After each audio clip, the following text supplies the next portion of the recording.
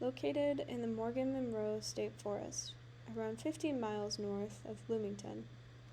There are around 25 graves visible in total at this cemetery.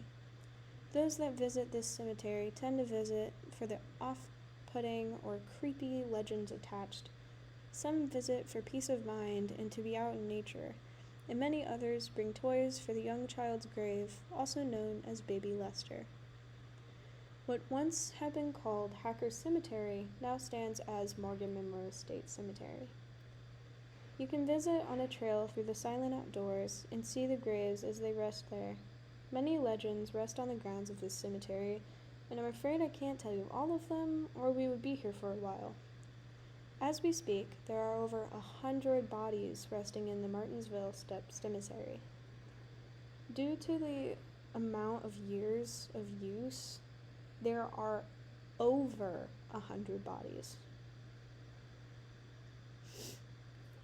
It holds piece of nature and thoughtful memories that reside on each grave, and holds many years of history. You can feel the small draft of air as you travel through, seeing each grave in its unique form. One of my favorite graves holds "Never at Rest" on its grave, and this, for me, makes it a lot more unique. It's not just a slab of cement, or what looks to be a slab of cement. It has the names, and most of them do, but this one has "Never at Rest" on it, and I find it almost ironic. I enjoy visiting them and giving them the smallest things I have at that moment, such as pennies or even jewelry sometimes. I love enjoying the small draft and the hush of the trees, the flowers, and the small wind chime that will ring every now and then.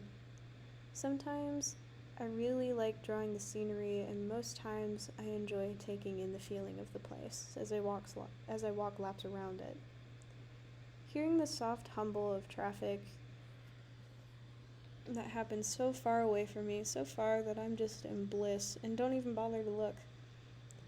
Hacker Cemetery used to have more than 25 graves, but the only ones that can be verified as in fact there are the 25 documented via stones. Legend has it, on a scary Halloween night, you can see someone known as the Lady in Black, grieving over her lost child, Baby Lester, who is known to be a baby boy in this story, and to have many toys at his grave. You can only see the Lady in Black on Halloween night near the child's grave, grieving. She sobs and cries over the lost child. But this was debunked by the smallest bit of information. In fact, Baby Lester was in fact a real child that was a stillborn baby girl. Her last name had been Lester, therefore being called Baby Lester. As for the woman that was known as the Lady in Black, she was the grandmother of the child, and died in the 80s. Due to the lack of knowledge as to who she was and who the baby was, the legend was made. There are the graves of those who started the cemetery. Those would be the hackers. And the steps. The cemetery was originally under the ownership of the hackers, soon after being given to the Stepp family, sealing the Stepp Cemetery. If you research the name Stepp Cemetery, you will only see very brief descriptions of the legends that are current and that are still running, and how to get to Stepp Cemetery, but you will never see much history on Stepp Cemetery.